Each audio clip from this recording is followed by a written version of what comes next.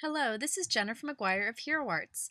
In this video, I'm going to show you how to use some of the new Hero Arts products that archivers will be receiving from our 2012 catalog. These products, along with many others, will be available at archivers starting on December 10th. Here are the two cards we'll create in this video. These cards both feature the Hero Arts and Sizzix products. Hero Arts has teamed up with Sizzix to come out with stamp and dies packaged together. This is what they look like. This is one of the new releases that you'll see on December 10th in archivers. And you just open up the package and you can see there are these great dies along with the matching stamps below. Now these dies are very unique in that they're open in the center, so you can first stamp, then do the die cutting, which makes things very easy, and I'll show you that in a moment. I'm using some Hero Arts papers here, but you could use any cardstock for this. I'm also going to use some Hero Arts chalk ink. This is just a very bright and vibrant ink. I'm going to stamp this onto this red cardstock. Now these are cling stamps, so they cling right onto an acrylic mount and they're very easy to use. Next I'll switch to another stamp from the same set and stamp this with the poppy chalk ink onto a yellow paper. And then for the final flower, I'm using Soft Pool Shadow ink. This is another Hero Arts ink. It's much softer, but it stamps a great tone-on-tone image also. And I'll stamp this onto a teal paper. And to create my leaves, I'm stamping with a grass chalk ink, and I'll show you more on these leaves later. So now it's time to do the die cutting. It's very easy. You just look right through the die and line the inside edge of the die with the outside edge of your stamped image. The nice thing about these dies is the cutting edge is right along the inside edge, so you know exactly where it's going to cut every time. Then I'm using a little piece of tape to tape the dies in place so that they don't shift as I run them through my die cut machine. I'm going to actually die cut them all at once, so to put a little bit of tape there to hold it in place is a good thing.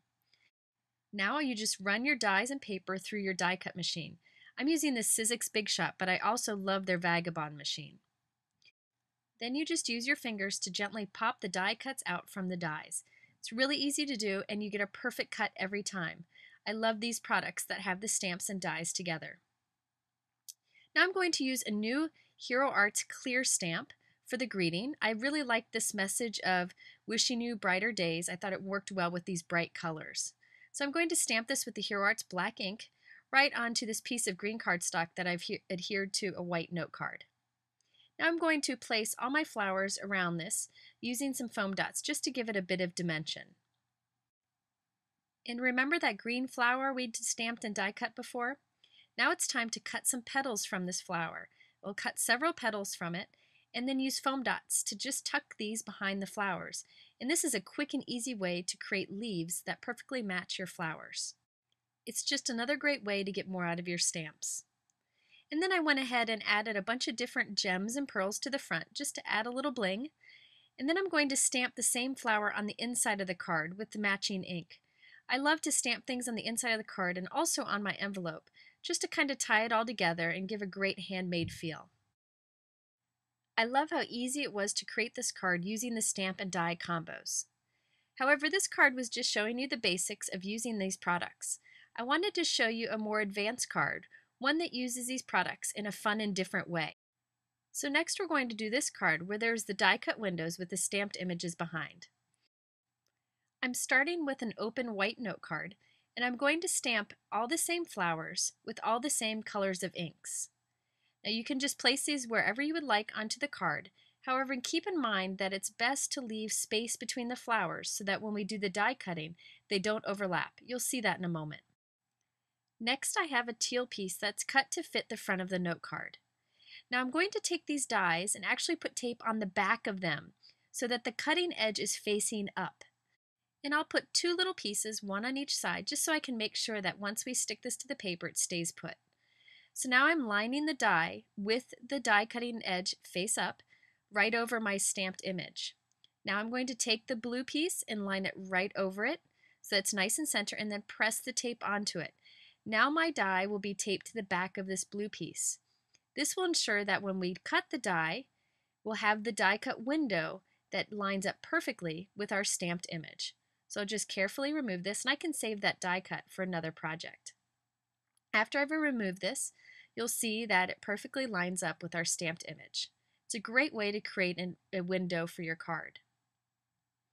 Now I'm going to do the same with this small flower. I'm going to turn this so the tape will end up on the back of the paper. The sticky side is facing up along with the die cut edge, and I'll lay the paper right over it, pressing it down to transfer that die to the back of my teal colored paper. And you'll see again, it's taped to the back. So I'll run that through my die cut machine also, and then finally I'll repeat for the last flower. Now this is really quick and easy to do, and you just run it right through your die cut machine after it's taped to the back.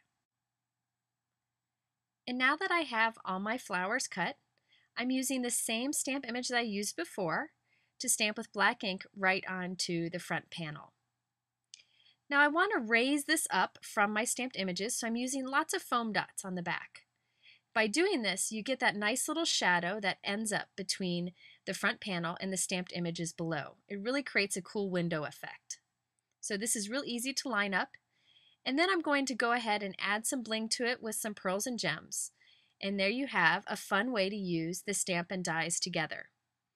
Now be sure to visit Archivers to see all the new Hero Arts products that will be out on December 10th, along with all of these Hero Arts and Sizzix products. Thanks for watching. I hope you got some fun ideas, and we'll see you at Archivers.